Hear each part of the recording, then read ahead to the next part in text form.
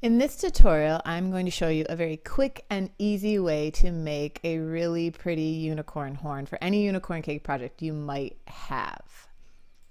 To make the unicorn's horn, I am using straight modeling chocolate. I'm kneading it really well, and then I am rolling it in between my hands. You can also use a fondant smoother. I'm going to show you that in a minute. That's going to help us. But the idea here is to get a long piece that is tapered, so it comes to a point and gets a little bit thicker as you go on from that point.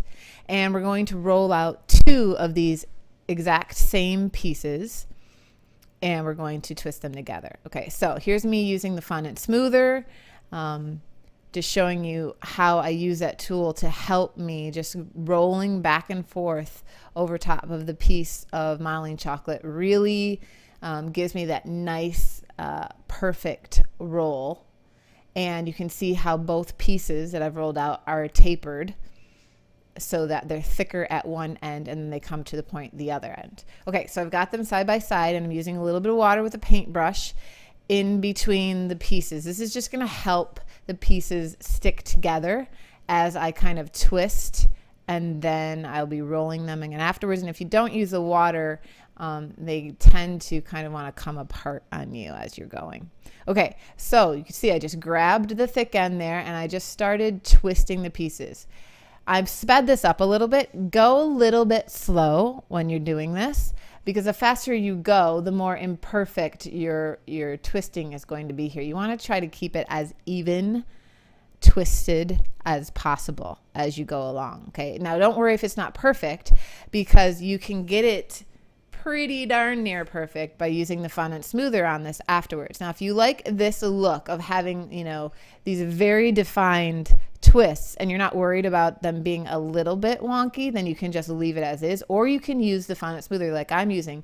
Just roll it over top just a little bit. You still have definition in the twist, but it gives you that perfect tapered horn look, because we all know that horns can go very, very wrong and we don't want our horn to go very, very wrong.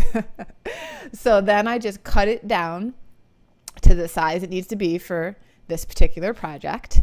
And modeling chocolate is great because it's not going to get all floppy on me, but I'm also using a floral wire here, and I am inserting it into the thick end and I am twisting as I insert it while holding the horn with my other hand. Now this will push it out of shape a little bit, but then we can use the fondant smoother on it again afterwards, like so, just a little bit, because we still want the definition of those twists.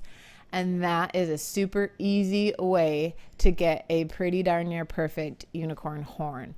Now I colored it, and my video cut out when I was coloring. I don't know what happened there, but I'm going to show you how I colored it. And then how I cut the bottom at an angle before I'm going to put it on my unicorn so that it sits nicely on her head when I insert it. But basically, I created a paint out of Roxy and Rich Edible Hybrid Luster Dust in Old Gold.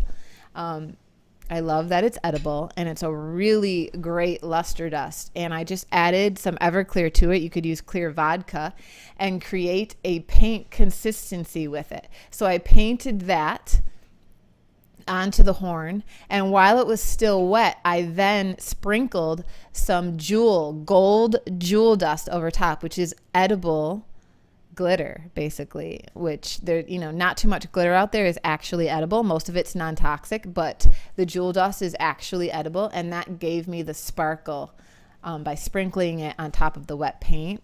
Here is the Roxy and Rich Old Gold Edible Hybrid Luster Dust that I mixed with some Everclear to create my paint, and painted it on.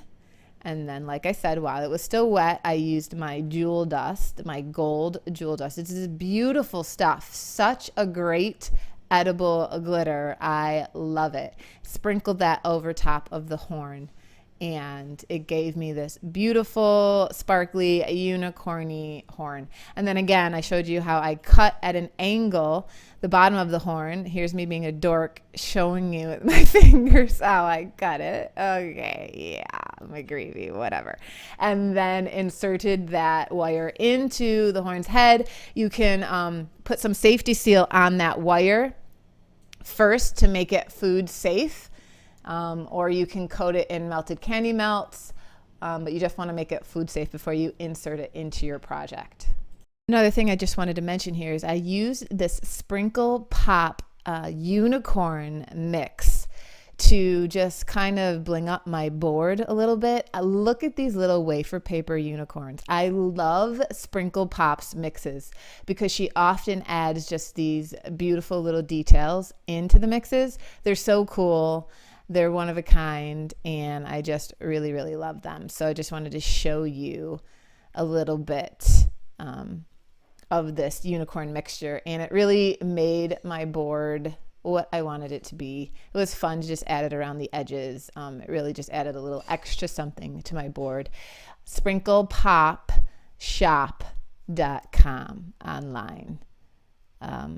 And there's the finished board.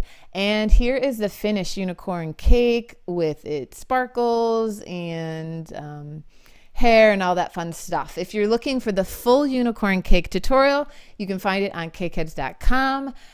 Come join our Cakeheads family over there. We have a lot of fun together. We work out all of our issues with our cake projects. There's tons of tutorials to watch, and we just, troubleshoot everything, having a lot of fun together. So you can find this tutorial and a whole lot of other tutorials over there. We'd love to have you with us. Thanks for watching.